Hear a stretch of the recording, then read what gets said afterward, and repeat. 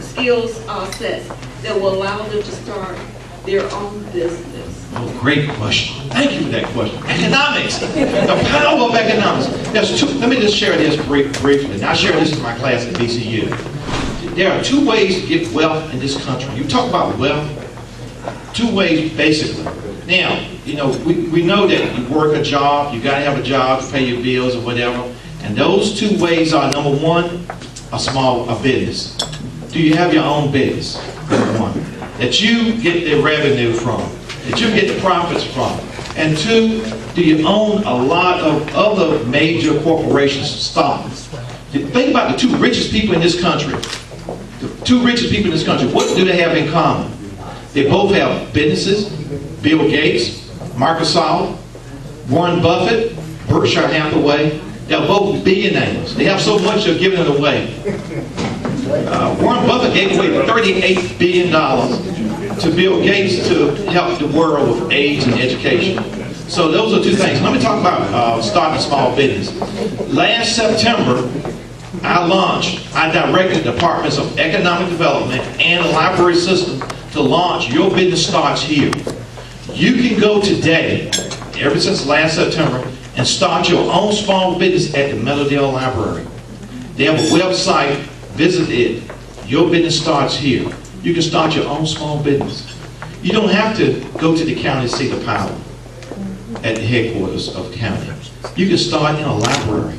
And you can get library assistance with anything you need to launch your own small business, to start you on the wealth creation opportunities at the Meadowdale Library. I stop in there periodically, and I'm astounded at the number of people who are there working. And the good news is this: you don't have to pay 15 cents per copy to make a copy. You don't have to pay to use the laptops provided in that center, the small business center. You can go in there and start it today. And that's one of the major initiatives that I launched 3 years. It started 18 months ago. It came to fruition last September. Your business can start there if you believe you can do it, if you want to do it. So take advantage of that. So that's so very important, because if you don't have a job, what can you do? Create one. Amen. Amen. Well, I need you to write that. But someone has the best question that you can ask. Could you talk about ways to help with the campaign, the phone thing, the door-to-door? Thank you. That's great. Thank you for that point. Yes, you can help in every way, several ways. Number one, next Monday through Thursday, we have phone banking. If you want to just call voters in the Dale District, you can do so next Monday through Thursday. It's called phone banking.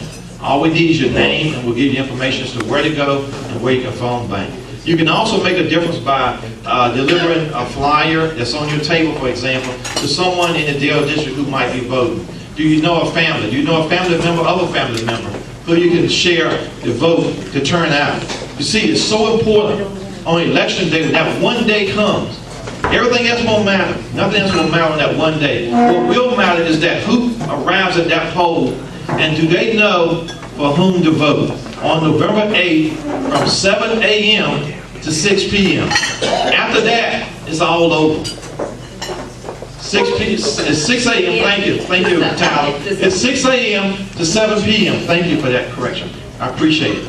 And I'll be at all 14 precincts in the Dale District. The Dale District has 14 precincts. We just added one this year that I had a meeting at last Thursday night. It has 780 voters in that new precinct, precinct 214. Check it out on the wall. So that's what you can do. You can make a difference. Call someone you know in the Dale District or the other districts and advocate for the supervisors who are running. For example, in the Dale District, I hope you'll advocate me, yours truly. In the Matorka District, for Supervisor Durfee, who supported me, who was the only supervisor who supported me on the board last year for chairman. And also in the Bermuda District, there's Mark Faust, who's running against the young lady who actually made the motion against me for chairman last January.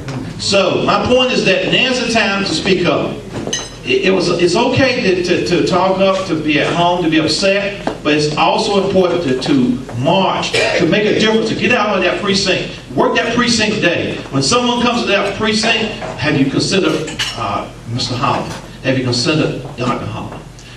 Make that statement known. You know, I remember during the Civil Rights Movement, I watched this movie, and there was this old lady, and this was the Montgomery bus boycott.